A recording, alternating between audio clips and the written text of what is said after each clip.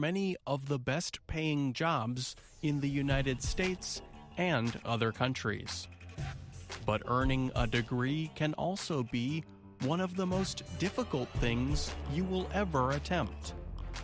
In 2019, a nonprofit group noted that 36 million Americans had started on a path towards a degree, but stopped before completing their studies. That number came from the National Student Clearinghouse Research Center. In 2016, the European Union found that 3 million young people throughout its member nations had suspended their university education. In 2017, the World Bank reported that across South America, nearly half of all 25 to 29-year-olds had stopped attending higher education without earning a degree. And South African officials have reported similar levels in their country. Nicole Torpisebo says there are many reasons why people leave U.S. higher education without earning a degree. And the difficulty of college degree programs is not the top reason people give for leaving, she adds. Torpisebo is Director of Research for the Strata Education Network. In December, her group, working with the research company Gallup, released a report on why over 42,000 Americans left school without a degree. Researchers found the most common reason people gave for leaving was the difficulty of balancing work with their college or university studies. Other reasons were the high cost of higher education and the fact that many students failed to see how their studies related to a career, Torpisebo says. As for why so few consider returning to complete their education, she told VOA many Americans feel there is little chance of them succeeding if they do. They are afraid that they've been away from the classroom too long, or they're just worried that the same situations that caused them to drop out before might still be there and make it difficult to be successful if they try again, she said. Torpisebo suggests the problem in the United States is not just that these individuals have less of a chance of finding good-paying jobs. These men and women still have to repay loans they took out to pay for their education. And since they will likely have less access to better positions, they will struggle to repay that debt. This makes an already difficult situation for people who are poor or come from an underrepresented group in higher education that much harder, notes Justin Ortegas. Ortegas is an assistant professor of higher education policy at the University of Florida in Gainesville. He believes that students like these are often the most likely to drop out. If you're a low-income, first-generation student, you don't necessarily have a parent to say, this is what you need to do to enroll, or these are the types of courses you need to take to ensure you're up to date in your individual major. You kind of have to learn on the fly and really rely on under-resourced institutions to provide the support and services that you need, he said. Yet Ortegas thinks there is hope. Last month, he and 2 other University of Florida researchers released a study on efforts to readmit students at 2-year community colleges across the state. Community colleges largely serve poor and minority students, many who are working in full-time positions and supporting families. Federal studies show that only about 30% of individuals who start their education at such schools earn a degree. However, the study showed that community colleges were able to help students return in two ways. First, the schools started sending text messages to over 27,000 former students on their mobile phones.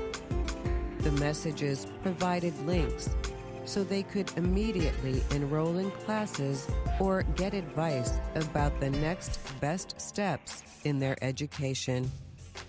The community colleges also offered to pay students for their first class once they decided to return to school. The text messages alone had little effect, but the two efforts together made the individuals in the study 21% more likely to re-enroll. Ortegas argues that this demonstrates how a little financial aid, in this case about $300, can do a lot for those in need. And eventually, the cost to the school is covered when the students are in a better position to pay for the rest of their education. I'm Dorothy Gundy. And I'm Pete Musto.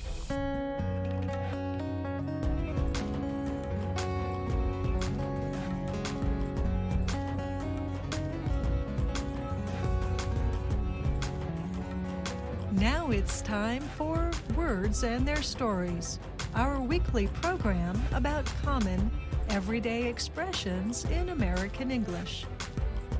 Today we are talking about the somewhat unusual day of February 29th. It comes up on the calendar only every 4 years. A year with a February 29th might be good news if you are paid by the day or the week. But it might be bad news if you were born on a February 29th. You have to wait 3 years in between birthdays. In any case, American English has a term for the unusual situation. February 29th is called a leap day, and the entire 12-month period with a February 29th in it is called a leap year. This year, 2020, is such a year. As a verb, the word leap means to jump or to move quickly. Leap can also be a noun, meaning a jump or a sudden move. In a leap year, the dates jump over one day of the week. Let me explain. In 2017, the last day of the year, December 31st, fell on a Sunday. In 2018, it fell on a Monday. In 2019, it fell on a Tuesday. But in 2020, December 31st will fall on a Thursday. It just leaped right over Wednesday. The reason for a leap day or a leap year is because our calendar does not follow the Earth's orbit around the Sun exactly. Each year, we have a little time left over. So, every 4 years, we put all that time together into an extra day, or what is officially called an intercalary day. But I have never, ever heard an English speaker use that term. Leap day is fine. Leap is also an important word for two other common, but opposing, American expressions. One is a kind of warning. If you want someone to investigate a situation completely before taking action, you might say, "Look before you leap." The other expression is a phrase of hope. Urging someone to take a leap of faith invites the person to take action, even if not everything about a situation is known. Interestingly, both phrases are completely reasonable to say to someone who is about to get married. On that note, some people choose to marry on February 29th because it is an unusual date. One wedding chapel in the U.S. city of Las Vegas is even offering a free ceremony for those who decide to take the leap into marriage on the last day of this month. The ceremony is followed by a chance to skydive together, that is, jump out of an airplane with a parachute. But some ancient peoples would likely tell couples not to do it. Leap years were believed to be difficult and leap days unlucky, and a bad time to begin anything new. Whatever you think about them, the change in the calendar will be gone soon enough. Then we can return to normal and leap over February 29th as usual. I'm Kelly Jean Kelly.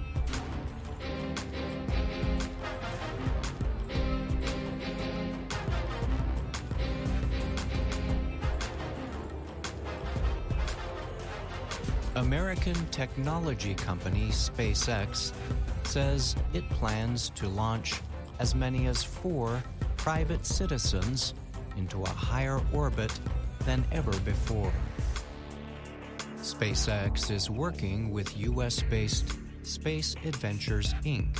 to offer the space flights the two companies recently announced. No dates or costs for the flights were announced. Space Adventures has already helped send 7 space tourists to the International Space Station, or ISS, aboard Russian Soyuz rockets. The SpaceX trips will not send the space tourists to the ISS. Instead, the tourists will be launched to an orbit 2 to 3 times higher, about 800 to 1,200 kilometers above Earth. The citizens will be carried by SpaceX's Crew Dragon spacecraft, which was developed to transport NASA astronauts. SpaceX is planning to use the Crew Dragon to launch its first NASA crewed flight later this year. The spacecraft has only flown in space once so far, completing a successful test flight last year with no crew. A spokeswoman for Space Adventures, Stacy Tierna, told the Associated Press that the tourist flights could take place by the end of next year. She said the company was already in talks with several possible customers. Tierna noted that no professional pilot or astronaut would be required on the tourist flights because the Dragon operates fully autonomously.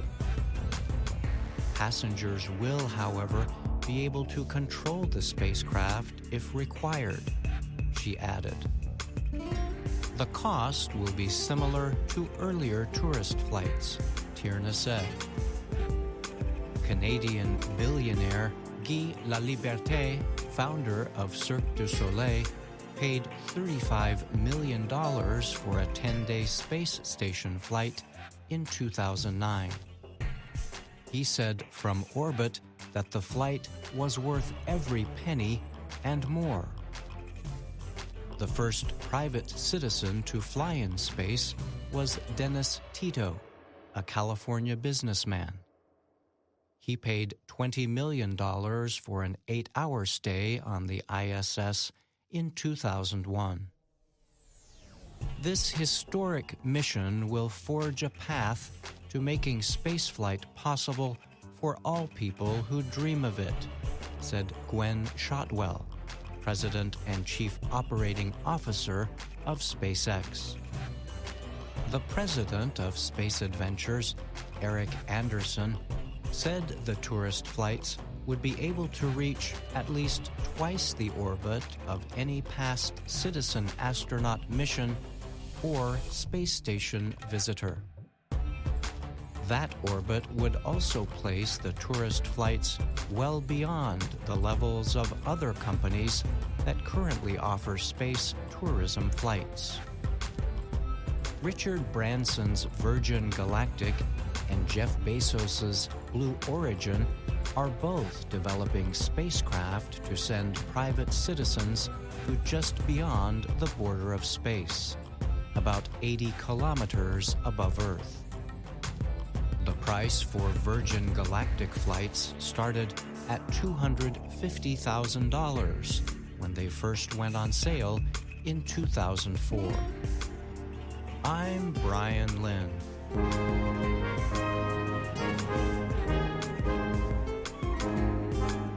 Welcome to The Making of a Nation, American History in VOA Special English. The 1920s are remembered as a quiet period in American foreign policy. The nation was at peace. Americans elected 3 Republican presidents in a row: Warren Harding, Calvin Coolidge, and Herbert Hoover. These conservatives in the White House were generally more interested in economic growth at home than in relations with other countries. But the United States had become a world power. It was tied to other countries by trade, politics, and shared interests.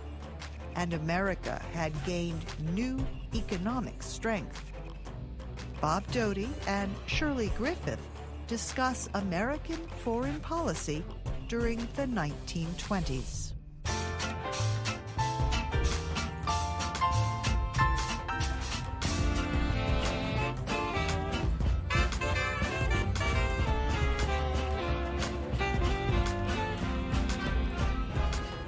Before World War I, foreigners invested more money in the United States than Americans invested in other countries, about $3 billion more. The war changed this. By 1919, Americans had almost $3 billion more invested in other countries than foreign citizens had invested in the United States. American foreign investments continued to increase greatly during the 1920s. Increased foreign investment was not the only sign of growing American economic power. By the end of World War I, the United States produced more goods and services than any other nation, both in total and per person. Americans had more steel, food, cloth, and coal than even the richest foreign nations. By 1920, the United States' national income was greater than the combined incomes of Britain, France, Germany, Japan, Canada, and 17 smaller countries.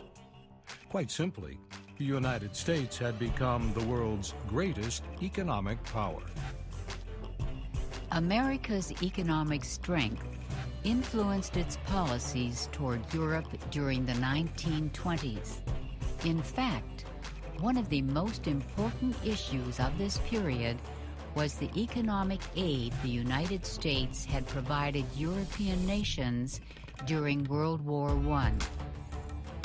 Americans lent the Allied countries $7 billion during the war. Shortly after the war, they lent another $3 billion. The Allies borrowed most of the money for military equipment and food and other needs of their people. The Allied nations suffered far greater losses of property and population than the United States during the war. And when peace came, they called on the United States to cancel the loans America had made. France, Britain, and the other Allied nations said the United States should not expect them to repay the loans. The United States refused to cancel the debts. President Coolidge spoke for most Americans when he said simply, "They borrowed the money." He believed the European powers should pay back the war loans, even though their economies had suffered terribly during the fighting. However, the European nations had little money to pay their loans. France tried to get the money by demanding payments from Germany for having started the war. When Germany was unable to pay, France and Belgium occupied Germany's Ruhr Valley. As a result, German miners in the area reduced coal production. And France and Germany moved toward an economic crisis and possible new armed conflict. An international group intervened and negotiated a settlement to the crisis. The group provided a system to save Germany's currency and protect international debts. American bankers agreed to lend money to Germany to pay its war debts to the Allies.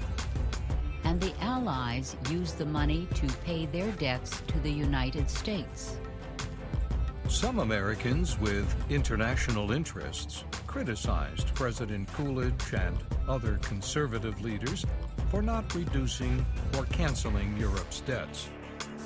They said the debts and the new payment plan put foolish pressure on the weak European economies. They said this made the German currency especially weak, and they warned that a weak economy would lead to serious social problems in Germany and other countries. However, most Americans did not understand the serious effect that international economic policies could have on the future of world peace. They believed that it was wrong for the Europeans, or anyone, to borrow money and then refuse to pay it back. Many Americans of the 1920s also failed to recognize that a strong national military force would become increasingly important in the coming years. President Coolidge requested very limited military spending from the Congress, and many conservative military leaders refused to spend much money on such new kinds of equipment as submarines and airplanes. Some Americans did understand that the United States was now a world power and needed a strong and modern fighting force. One general, Billy Mitchell, publicly criticized the military leadership for not building new weapons. But most Americans were not interested. Many Americans continued to oppose arms spending until the Japanese attack on Pearl Harbor in Hawaii in 1941. American policy toward the League of Nations did not change much in the 1920s. In 1919, the Senate denied President Wilson's plea for the United States to join the new League of Nations. The United States, however, became involved unofficially in a number of League activities, but it continued to refuse to become a full member. And in 1930, the Senate rejected a proposal for the United States to join the World Court. The United States also continued in the 1920s to refuse to recognize the communist government in Moscow. However, trade between the Soviet Union and the United States increased greatly during this period. And such large American companies as General Electric, DuPont, and RCA provided technical assistance to the new Soviet government.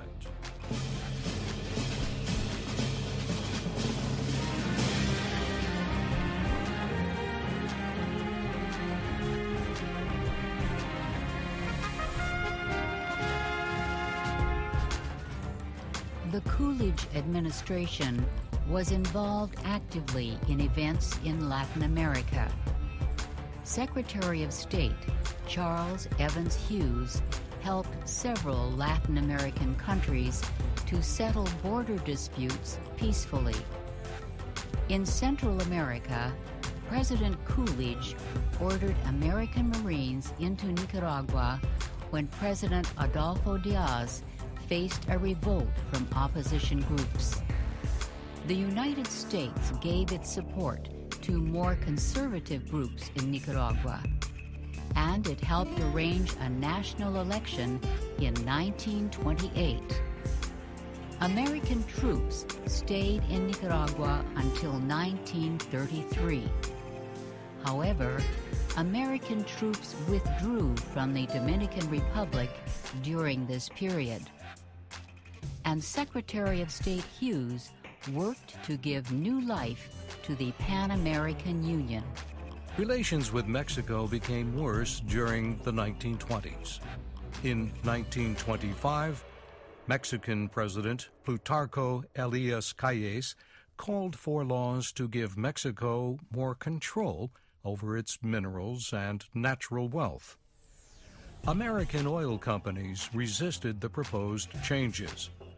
They accused Calles of communism, and some American business and church leaders called for armed American intervention. However, the American Senate voted to try to settle the conflict peacefully, and American diplomat Dwight Morrow helped negotiate a successful new agreement. These American actions in Nicaragua and Mexico showed that the United States still felt that it had special security interests south of its border. But its peaceful settlement of the Mexican crisis and support of elections in Nicaragua showed that it was willing to deal with disputes peacefully. America's policies in Latin America during the 1920s were in some ways similar to its policies elsewhere. It was a time of change, of movement, from one period to another. Many Americans were hoping to follow the traditional foreign policies of the past. They sought to remain separate from world conflict. The United States, however, could no longer remain apart from world events. This would become clear in the coming years. Europe would face fascism and war. The Soviet Union would grow more powerful, and Latin America would become more independent. The United States was a world power, but it was still learning in the 1920s about the leadership and responsibility that is part of such power.